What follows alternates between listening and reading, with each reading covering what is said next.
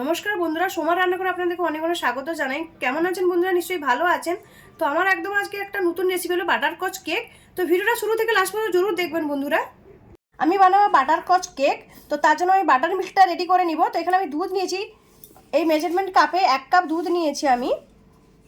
তো এখানে আমি ভিনিগার নিয়েছি, আমি বাটারকচের জন্য ভিনিগার দিব দুধের মধ্যে। এখানে ছোট একটা স্পুনে আমি 1.5 স্পুন দিব ভিনিগারটা, এই যে। তো এটাকে ভালো করে মিক্স করে নিব। এটাকে আমি 15 মিনিট রেখে দিব এইভাবে ঢাকা দিয়ে। এবার আমি একটা বাটি নিয়ে নিয়েছি কেকের জন্য। তো আমি এখানে চিনিটা দিয়ে দিচ্ছি। চিনিটা মিষ্টিটা আমি আঞ্জাতে দিয়ে দিলাম, হাফ বাটির একটু বেশি ছিল চিনিটা। এবার আমি 1/2 কাপ তেল নিয়েছি, রিফাইন অয়েল। তো এটা আমি ঢেলে দিচ্ছি পুরোটা। এটাকে ভালো করে একটু মিক্স করে এইভাবে ক্রিমের মতন করে নিব। দেখুন চিনিটা তেলের মধ্যে একদম ক্রিমের মতন হয়ে গেছে। এবার আমি দুধটা রেখেছিলাম, দুধটা 20 মিনিট হয়ে গেছে। তো আমি দুধটা দিয়ে আমি মিক্স করব ভালো করে এভাবে। দেখুন কি সুন্দর করে চিনিটা আমার গলে গেছে একদম। এবার আমি একটা ছাঁকনি নিয়ে নিয়েছি। এখানে আমি 250 গ্রাম ময়দা মেপে রেখেছি। তো আমি ময়দাটা দিয়ে দিচ্ছি আগে। এবার এখানে আমি বেকিং পাউডার দিচ্ছি 2 স্পুন, ছোট স্পুন আছে এই জন্য 2 স্পুন দিলাম। বেকিং সোডা 1 স্পুন দিলাম। এবার এটাকে আমি পুরোটা ছেনে নিব এইভাবে। এটা আমি ভালো করে ছেনে নিয়েছি। এবার এটাকে ভালো করে আমি মিক্স করে নিব এইভাবে। বাটার মিল্কটা রাখা আছে, যদি লাগে দিয়ে দিয়ে মিক্স করব আমি এটাকে। তো আরেকটু আমি বাটার মিল্ক লাগবে, তো বাটার মিল্কটা দিয়ে আমি ভালো করে এইভাবে মিক্স করছি। এটা আমি ভালো করে মিক্স করে নিয়েছি। এখানে আমি বাটারকচ এসেন্স নিয়েছি, তো বাটারকচ এসেন্সটা দিব আমি 2.5 ml দিব বাটারকচ এসেন্সটা, এই যে। এটাকে দিয়ে আমি ভালো করে মিক্স করে নিব এইভাবে।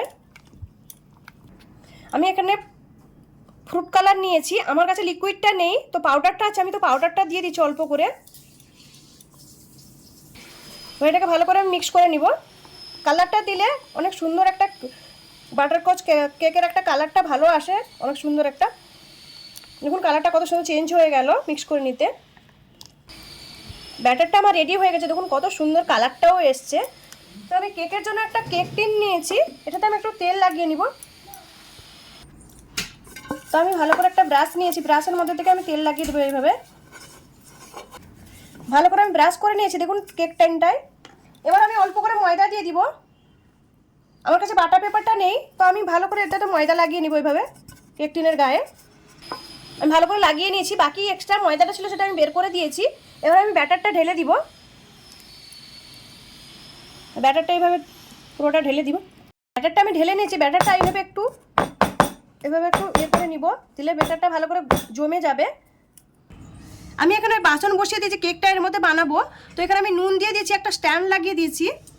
আমি আর একটা স্ট্যান্ড দিব, এই যে। হ্যাঁ, আমার এটা আমি গরম করতে বসিয়ে দিয়েছিলাম, তো এটা গরমও হয়ে গেছে। এবার আমি কেকের ব্যাটারটা আমি বসিয়ে দিব। আমি 15 মিনিট রেখে দিয়েছিলাম গরম করার জন্য। এবার আমি ঢাকাটা দিয়ে দিব। আমি একটা প্লেট ঢাকা দিয়ে দিয়েছি ভালো করে। এবার এটাকে আমি মিডিয়াম গ্যাসে রাখবো, 20 মিনিট আমি রাখবো। 20 মিনিট পরে আমি খুলে দেখবো কেকটাকে। আমি একটা কড়াই বসিয়ে দিয়েছি, আমি এখানে ক্যারামেল বানাবো। তো আমি চিনিটা দিয়ে দিলাম, হাফ বাটি আমি চিনি দিয়েছি ক্যারামেলের জন্য। আমি বানাবো প্রলাইন, তার জন্য আমি চিনিটা মেল্ট করে নিচ্ছি। চিনিটাকে ভালো করে মেল্ট করে নিব। এবার আমি এখানে মুংফলি ভেজে রেখেছি, মুংফলিটা দিচ্ছি। আপনারা চাইলে আমলটাও দিতে পারেন, তো আমি মুংফলির বানাবো, তো এই জন্য মুংফলিটা আমি দিয়ে দিয়েছি। এখানে আমি 100 গ্রাম মুংফলি নিয়েছি। চিনাবাদামটা দিয়ে ভালো করে এভাবে মিক্স করে নিব। যেরকম গুড় বাদাম তৈরি করা হয় ওইভাবেই হবে এটা পুরোটা। দেখুন কি সুন্দর আঠালো ভাগ হয়ে আসছে। এটা হয়ে গেছে, এটাকে আমি নামিয়ে নিব। এখানে একটা প্লেট নিয়েছি, প্লেটটায় আমি সাদা তেল লাগিয়ে নিয়েছি। তো এটাকে আমি ঢেলে দিব। এবার ফেলিয়ে দিয়েছি, এবার ঠান্ডা করে নিব আমি ফ্যানের তলে রেখে। এটা আধ ঘন্টা লাগবে এটাকে ঠান্ডা হতে পুরোটা। 20 মিনিট হয়ে গেছে, আমি ঢাকাটা খুলে দেখছি কেকটা হয়েছে কিনা। এখনো কেকটা হয়নি, মধ্যিখানে কাঁচা দেখা যাচ্ছে। এই দেখুন এখনো হয়নি। তো আমি একে 8-10 মিনিট ঢাকা দিয়ে রাখবো এইভাবে। হয়ে গেছে 10 মিনিট। আমি ঢাকাটা খুলে নিচ্ছি। আমি একটা চাকু নিয়েছি, চাকুর মধ্যে আমি দেখছি কেকটা হয়েছে কিনা। দেখুন একদম গায়ে লাগছে না, মানে কেকটা হয়ে গেছে। তো আমি গ্যাসটা এখানে অফ করে দিচ্ছি। কেকটা আমি নামিয়ে ঠান্ডা করতে রেখেছি। তো এখানে আমি একটা বাসন নিয়েছি, তার তলায় আমি বরফ রেখেছি। আর একটা কাঁচের বাসন নিয়েছি, আমি ক্রিমটা রেডি করব। আমি একটা ক্রিম নিয়েছি, এই ক্রিমটা আমি রেডি করব কেকের জন্য। তো ক্রিমটা আমি ঢেলে নিচ্ছি। আমি ক্রিমটা ঢেলে নিয়েছি। আমি একটা হ্যান্ড গ্রাইন্ডার নিয়েছি, তো আমি এটাতেই বানাবো ক্রিমটা।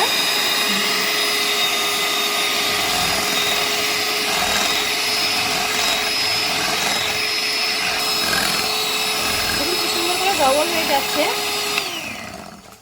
এই দেখুন কতটা ডবল, একদম দেখুন ক্রিমটা কি সুন্দর করে গাঢ় হয়ে এসছে। আরেকটু আমি বিট করব।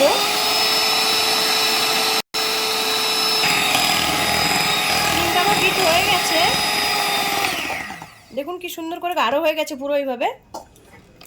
তো এটাকে আমি বের করে নিচ্ছি। কেকটা আমি বাসন থেকে বের করে আমি সাইড থেকে একটু চাকুতে এইভাবে লুজ করে নিয়েছি। এবার আমি কেকটা বের করব। এবার আমি একটা প্লেট নিয়েছি, প্লেটের মধ্যে আমি কেকটা বের করে নিব এইভাবে উল্টো করে। দেখুন কেকটা আমার বেরিয়ে এসছে, কত সুন্দর হয়েছে। দেখুন কেকটা একদম সফট হয়েছে। দেখুন কত সুন্দর পঞ্চে একদম হয়েছে। আমি এটা কেটে নিব। তো আমি একটা সুতো নিয়েছি, আমি সুতোটা দিয়ে কাটবো। খুব সুন্দর করে আমি কেকটা কেটে নিলাম এইভাবে সুতো দিয়ে। এবার উপরটা একটু আমি দেখুন আমি ভালো করে দেখিয়ে দিচ্ছি। দেখুন কি সুন্দর সমান হয়েছে পুরো। এইভাবে থাকবে কেকটা। ক্রিম লাগানোর জন্য অনেক সুন্দর হয় এইভাবে ক্রিম লাগাতে। তো আমি উপরটা একটু কেটে বাদ দিব এইভাবে চাকু দিয়ে, একটু উপর থেকে সাইড থেকে কেটে নিব। আমি উপর থেকেও ভালো করে সমান করে নিয়েছি। দেখুন কি সুন্দর করে নিয়েছি আমি এখানে চিনি জলে গুলে নিয়েছি। 2 চামচ চিনি দিয়েছি, তো জলের মধ্যে আমি গুলে নিয়েছি। আমি জলটা লাগিয়ে দিব এইভাবে, চিনি জলটা কেকের মধ্যে। এবার আমি ক্রিমটা লাগিয়ে নিব এভাবে। আমি ঘুরিয়ে ঘুরিয়ে ক্রিমটা লাগিয়ে নেব। ভালো করে ক্রিমটা লাগিয়ে দিব এইভাবে। ভালো করে আমি লাগিয়ে নিয়েছি ক্রিমটা। এবার এই কেকটা রেখে দিব উপরে। কেকটা আমি উল্টে দিলাম, উপরের সাইডটা আমি তলার দিকে দিয়েছি। এটাতে আমি জল লাগিয়ে নিব।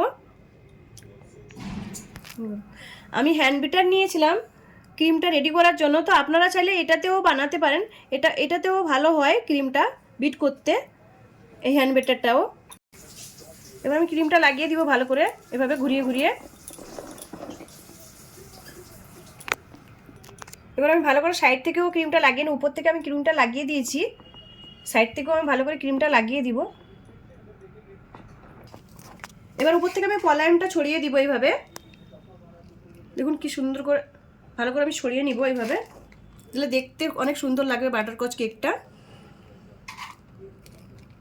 এবার আমি চেরি নিয়েছি, তো উপর থেকে একটু চেরি লাগিয়ে নিব। আপনাদের কাছে যদি ক্রিম থাকে তাহলে আপনারা ক্রিমের ডিজাইনটা করতে, আমি ক্রিমের ডিজাইনটা করবো না, জন্য আমি চেরিটা দিয়ে দিলাম। আমার বাটারস্কচ কেকটা রেডি হয়ে গেছে। আমি যে পদ্ধতিতে বানালাম আপনারা একবার ট্রাই করবেন।